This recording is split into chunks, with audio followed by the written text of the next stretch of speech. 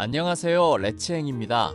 최근 경제 뉴스를 보다 보면 하루가 멀다 하고 등장하는 단어가 있습니다. 바로 WTI 유가인데요. WTI가 급등했습니다. 국제 유가가 다시 최고치를 기록했습니다. 중동 리스크로 유가가 상승했습니다. 이런 뉴스를 많이 보셨을 텐데요. 많은 분들이 이렇게 생각하시는데요.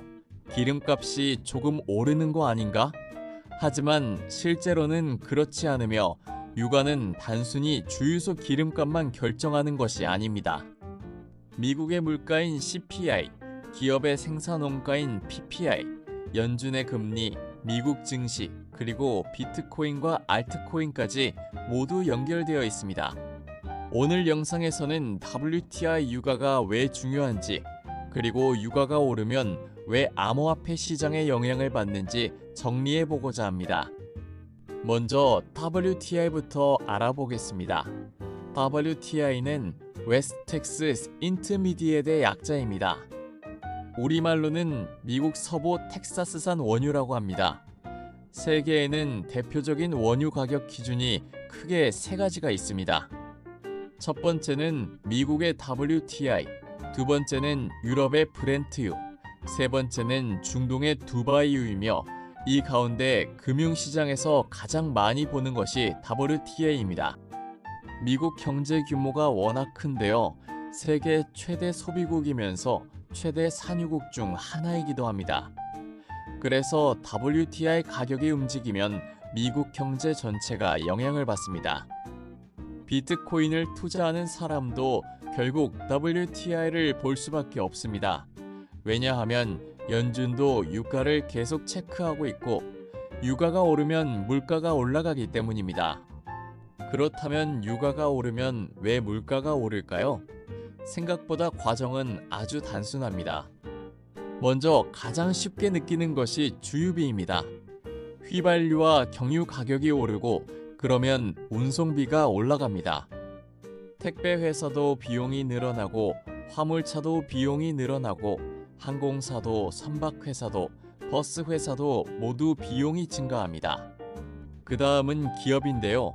기업은 제품을 운반해야 합니다. 원재료도 운송해야 하고 완성품도 배송해야 합니다.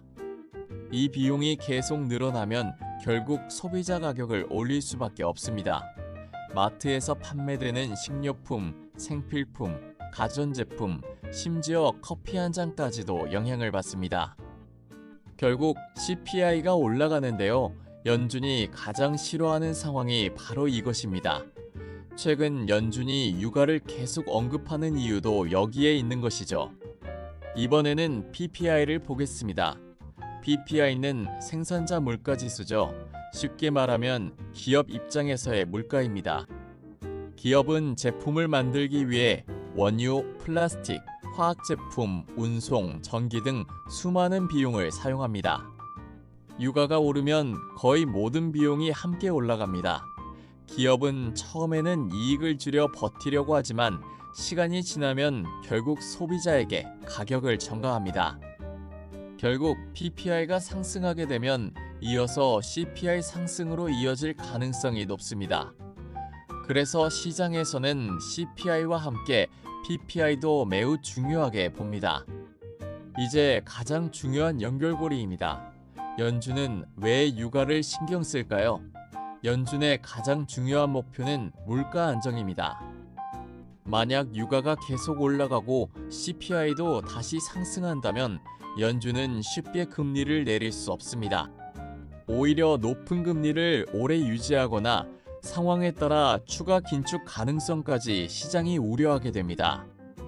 달러가 강세를 보이고 미국 국채 금리가 상승하며 시중의 자금이 안전자산으로 이동합니다. 결국 시장의 유동성이 줄어들게 됩니다. 이 유동성 감소가 위험자산에 부담을 주는 핵심 요인입니다. 그렇다면 암호화폐는 어떻게 될까요? 비트코인은 대표적인 위험자산으로 분류됩니다. 시장에 돈이 많을수록 상승하기 쉽고 돈이 줄어들수록 약해집니다. 유가 상승, CPI 상승 우려, 금리 인하 지연, 달러 강세, 국채금리 상승, 유동성 감소, 비트코인 약세의 흐름이 만들어질 수 있습니다. 특히 알트코인은 더욱 민감합니다. 비트코인이 5% 하락할 때 알트코인은 10%에서 20% 이상 움직이는 경우도 흔합니다. 기관 투자자들도 마찬가지입니다. 시장의 불확실성이 커지면 먼저 알트코인 비중부터 줄이는 경우가 많습니다. 그래서 유가 상승은 생각보다 암호화폐 시장에 큰 영향을 줍니다. 그렇다면 우리는 무엇을 확인해야 할까요? 첫 번째는 WTI 가격입니다. 두 번째는 EI의 원유 재고입니다. 재고가 크게 감소하면 유가가 오를 가능성이 높습니다. 세 번째는 CPI와 PPI입니다. 유가 상승이 실제 물가에 반영되는지 확인해야 합니다. 마지막은 미시간대 기대 인플레이션입니다. 사람들이 앞으로 물가가 얼마나 오를 것으로 예상하는지 보여주는 지표입니다.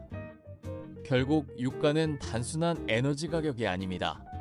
WTI는 미국 물가를 움직이고 물가는 연준의 금리를 움직이며 금리는 다시 미국 증시와 비트코인 시장까지 연결됩니다.